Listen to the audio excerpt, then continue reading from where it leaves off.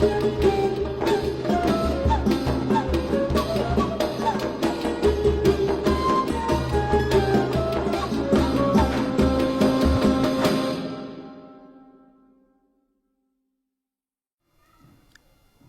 علیکم ناظرین، P S T V کے ساتھ میں ہوں آپ کا ہوسٹ عقیل مناز راجپوت۔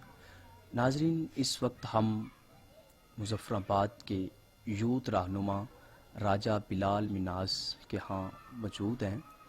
راجہ بلال مناز انصاف یوتھ فیڈریشن کے بھی رکن ہیں اور سپورٹس اینڈ کلچرل ونگ کے پریزیڈنٹ ہیں۔ ماشاءاللہ ان کا شمار مظفر آباد آزاد کشمیر کے ان جوانوں میں ہوتا ہے جنہوں نے کم عمری میں ہی اپنے ملک و قوم کی خدمت کے لیے گراں اقدار خدمات سر انجام دی ہیں۔ السلام علیکم راجہ بلال مناز صاحب۔ وعلیکم السلام۔ جی، سب سے پہلے میں شکریہ ادا کرتا ہوں پی ایس ٹی وی کا اور عقیل بھائی آپ کا کہ آپ کی وجہ سے آج مجھے بیرون ملک پورے پاکستان میں لوگ سنیں گے۔ بڑی آپ نے عمدہ گفتگو کی، یقیناً آپ کو دیکھنے والے نوجوان آپ کے بھائی آپ کی خدمات سے متاثر ہو رہے ہوں گے۔ بلال بھائی، آپ سے جاننا چاہیں گے کہ وزیر اعظم آزاد کشمیر عبدالقیوم نیازی صاحب، آپ ان کی خدمات جو انہوں نے یوتھ کے لیے اور آزاد کشمیر کے لیے وہ سر انجام دے رہے ہیں، آپ اس سے کس قدر متفق ہیں؟ جی عقیل بھائی، جس طرح عمران خان صاحب نے عبدالقیوم نیازی صاحب کا انتخاب کیا ہے تو میرے جیسے ایک عام مڈل آدمی کے لیے یہ بھی خواہش ابھرتی ہے اور میں بھی یقین کر سکتا ہوں کہ میں بھی ایک سٹیج پہ میں بھی پرائم منسٹر بن سکتا ہوں۔ انفارچونیٹلی اس سے پہلے جو ہوتا تھا وہ یہ تھا کہ وہی لوگ اقتدار میں آتے تھے جو پارٹی کے پریزیڈنٹ تھے اور بہت کم لوگوں کو اپرچونٹیز ہوتی تھی یا بڑے گھرانے سے جو تعلق رکھتا تھا۔ لیکن یہ میں کریڈٹ دوں گا عمران خان صاحب کو جو انہوں نے اس روایت کو توڑا اور سب سے پہلے انہوں نے پنجاب میں مسائل قائم کی۔ عثمان بزدار کو انہوں نے پنجاب کا ایک بہت بڑے صوبے کا سی ایم بنا کر، پھر کے پی کے میں اسی طرح محمود خان کو گلگت بلتستان میں وہاں ایک نوجوان آدمی کو انہوں نے وزیر اعلیٰ بنایا۔ تو وہی آزاد کشمیر کے اندر جبکہ ایک طرف سردار تنویر الیاس ایک بڑے گھرانے سے تعلق رکھتے تھے، وہ ان کے پاس الحمدللہ ایک پیسے کے اعتبار سے، ایک مالی اعتبار سے بہت بڑے آدمی ہیں۔ اس کے علاوہ برسٹر سلطان محمود صاحب جو ex prime minister Azad Kashmir رہ چکے تھے، اس کے باوجود انہوں نے ایک عام مڈل آدمی کو انہوں نے پرائم منسٹر بنایا۔ تو میں ان کے اس فیصلے کو بڑا دلی قدر کی نگاہ سے دیکھتا ہوں اور یہ بہت بڑا خوشائن بات ہے۔ اور پرائم منسٹر صاحب سے میری 3 ملاقاتیں ہو چکی ہیں، تو انتہائی ملنسار ان کو پایا۔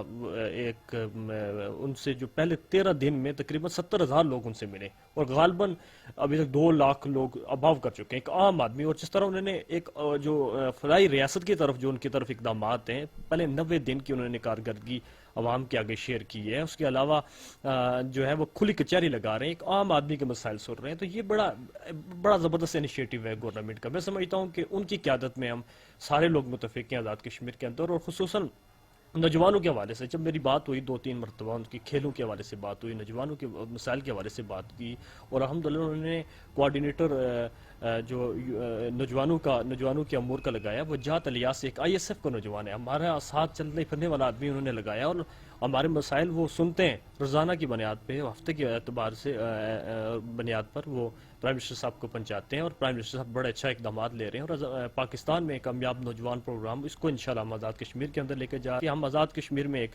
4G لے کے جائیں گے، اور 4G کی وجہ سے ہم آئی ٹی کو پروموٹ کریں گے، اور ہمارے پاس بہت سارے جو ہے اپرچونیٹیز ہوں گی۔ اس کے علاوہ جو ٹورزم کے حوالے سے ہماری گورنمنٹ اقدامات اٹھا رہی ہے، تو میں کہتا ہوں کہ آئندہ جو 5 سال ہوں گے بڑے مثالی دور ہوگا ہمارا پی ٹی آئی کا، اور ایک واضح چینجنگ آپ کو نظر آئے گی۔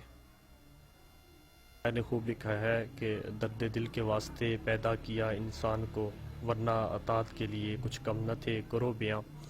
تو یہ ایک میں نے مشکل سفر کا انتخاب کیا، اور بھی میرے سامنے راستے تھے، لیکن یہ جو سیاست کا جو یہ راستہ تھا، یہ اس لیے کیونکہ ہمارے جو نوجوان میں نے دیکھے تو وہ اس طرف بہت کم آ رہے تھے، اور جس علاقے سے جس ایریے سے میں بلانگ رکھتا ہوں تو وہ بڑا بیکورڈ ہے، اور وہاں پہ جو چیز میں نے آبزرو کی کہ وہاں نوجوانوں کو عموماً جو ہے وہ نعرہ بازی کے لیے استعمال کیا جاتا تھا، اور جو سیاست تھی وہ چند گھرانوں میں تھی، اور جو اشرافیہ تھے یا اس علاقے کے جاگیردار تھے، یہ صرف ان کو حق تھا.